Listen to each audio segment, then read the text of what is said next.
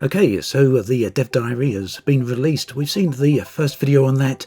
We've now got an update on additional information. This has come from a recent dev interview with the Frontier community team. So basically, this is the first time we've got some information on how Odyssey will actually play out. I'm going to break this video down into a few sections. We're going to talk about missions. There's basically two different missions that were described. The first was Assassination Missions. The other was a reactor core mission. We've then got some more information on suits and a little bit of bits and pieces of information on combat itself, as well as how vehicles and spaceships will behave within the game. So let's jump in and take a look. The first thing to look at is Assassination Missions. This was one of the missions that the developer actually discussed.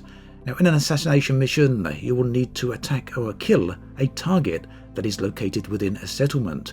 There's a whole variety of different settlements scattered throughout the inhabited space. Basically, a assassination or target, an enemy, may be hidden away within one of these. So it will be your job to go in and take them out. You then have a choice on how to do this. The first and most perhaps obvious choice is to just go into the settlement and kill absolutely everyone in there. This may be the most convenient option, perhaps not the easiest one, as you'll have to take on a lot of people, but it is an option nonetheless. Eventually you'll come across the target and be able to kill them. Alternatively, you'll be able to sneak into a settlement and hack into the terminals, the computer systems within the settlement to help you locate the target. And we actually saw a clip of this in the dev diary where the person was cutting out an access panel. Now, it's not going to go all easy. It might not be just a case of jumping in and scanning the computer, because obviously the NPCs, the AI, the other characters around the settlement may find this suspicious. If they find it too suspicious, it may ultimately result in you getting attacked and putting you back to square one, where you have to take on the entire settlement. So this will pretty much be a case of taking the stealth option versus going in all gun-ho. There's also going to be a bunch of other tools that will be available that can be used to circumvent security measures that are already within the settlement. Now, another mission that was mentioned was a reactor core mission. Reactor cores are used to power up bases, and I assume one mission will be able to go in and power down bases, because in this case, there was an example used was a settlement that actually has its power disabled. So it will be a case that you'll get a mission to go in and take a new power core into the settlement in order to bring power back online. Now, to do this, you will need to get through the settlement. That may be okay, it may be all easy going. The objective here, or the objects in the way rather, would be closed doors. Obviously, if the place is powered down, it might not be that easy to get through. So this is where you'd be able to cut through doors or force them open. The settlement may also be on fire and burning due to a previous attack that caused the power core to go offline. In this case, it could be possible that the pirates may still be present. You'd have to take these on and remove them in order to complete your objective. Further, it's quite likely that whilst you're on your mission, you may find that the settlement comes under attack. Pirates can drop in via dropships in the middle of a mission and, well, basically come in and take you on. And in regards to pirates, and I guess any other NPC target, and perhaps player target as well, you'll be able to scan these and get information on them. This will tell you their level as well as their power rating, giving you a bit of an idea of how difficult of a target they actually are. Now, suits, we know, are a very big deal when it comes to Elite Dangerous Odyssey. There are 4 different suits, 3 that will be involved with the Odyssey combat. The 4th one is the flight suit, of course, which we've got right now. The flight suit is the default suit that we have in Elite. We use it in our ships. It's good enough to allow you to leave your ship, but it's no use for environmental survivability, so it won't help you with exploration, combat, or scavenging. This is where the other suits come in. The first is the Remlock Maverick. This is good for scavenging. It's got lots of inventory space. It's got unique tools such as the arc cutter we mentioned previously. The arc cutter can be used to cut panels and doors, so it'll basically allow you to go out and scavenge wrecks, allowing you to collect a variety of goodies out there. So basically, it's a utility suit. The Manticore Suit is focused on combat, so this has high shield and high armor. It allows you to carry 2 primary weapons. Other suits can only carry a single primary weapon, so it's very much all about combat here. And we'll talk a little bit about more combat in just a moment.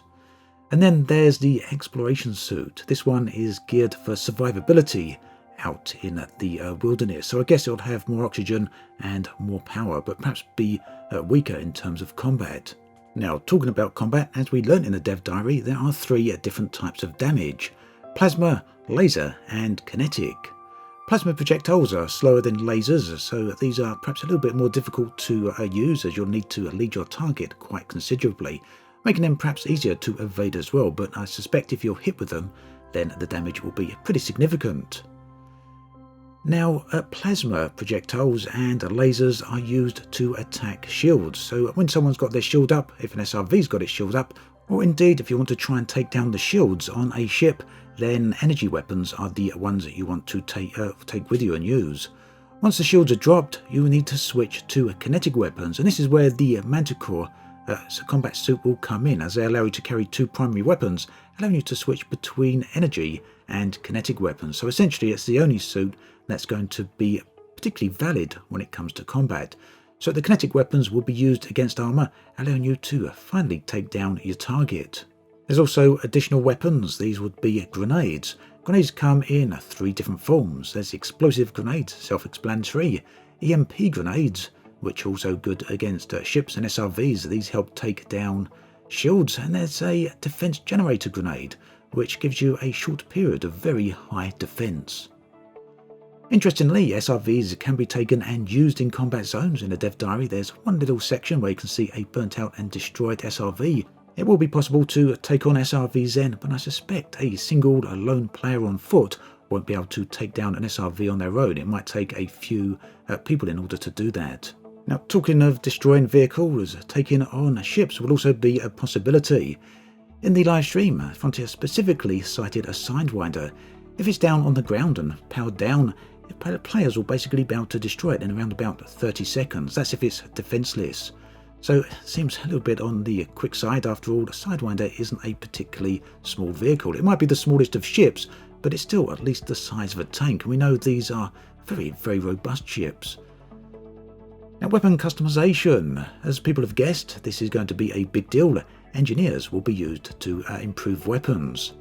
Odyssey engineers can be focused on both suits and weapons, and apparently it's not going to be an easy task to fully upgrade a weapon. Frontier say they want weapons to not feel disposable. They want players to spend time and resources on the weapons with engineered modules in order to tailor the weapons, and this will then give the player a strong desire to keep them. And then if you want another version of the same weapon, that tailored basically different with different customizations, you can then buy another weapon and start the process again. Frontier said that this might sound like a lot of grinding, but in order to play the game and earn the currency to do these things, the entry level would be actually low, at least in order to get the process started. So, as many people have expected, as I've seen in the comments section, it definitely seems that there's going to be a lot of grinding involved. And personally, I'm not a huge fan of that, but it is where the gameplay is in Elite Dangerous, so it was obvious that this was going to be in Odyssey. The factor will be at what point you can stop engineering if you so choose. Will they need to be maxed out when you're about to go halfway, or will entry level be good enough? The advantage here that Odyssey has, of course, is that the engineers are being introduced right from day one, not a year in or year and a half in as they were with Elite Dangerous. So that did really upset the power balance. At least here, hopefully, FPS combat can be balanced according to engineers from day one. I guess we'll have to see, but yeah, a lot of grind potentially. Not overly looking forward to that, I must admit. Now, in terms of combined arms, ships, vehicles, that's SRVs, and of course people will definitely be able to go into the same conflict zones, the same war zone inside the settlements. Now, in order to prevent ships being too overpowered, the settlements will have defences. These come in the form of turrets that can take down ships, as well as point defence turrets that will be able to take down missiles. The implication here is that if you want to take a ship into a conflict zone, into a settlement, then you'll need to have your troops go in on foot first to disable some of the defence turrets. How this actually plays out, though, is anyone's guess. After all, right now in the game, it is possible for a ship to stand outside the range of a settlement's defences and shoot energy volleys into the settlement.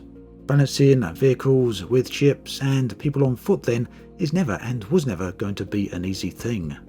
But listening to the developers speak, it does seem that they've given it plenty of thought. So for now at least, as always with these things, it's going to be a case of waiting to see things in action. So then, that pretty much gives us an indication of where things are going. There is definitely a very heavy focus on combat in Odyssey. I think that's to be expected. After all, one of the primary things many players want to do when they get into a first-person action is of course first-person combat. We'll have to see how in-depth the other aspects of Odyssey are. I really do want to see some good depth to the exploration and the scavenging. We know for now that mining is not going to be a thing, so really exploration and scavenging are going to need to have at least as much depth as the combat sections of the game. So then, that pretty much brings us up to date with the latest information. As always, thanks for watching, and I'll catch you guys and girls next time.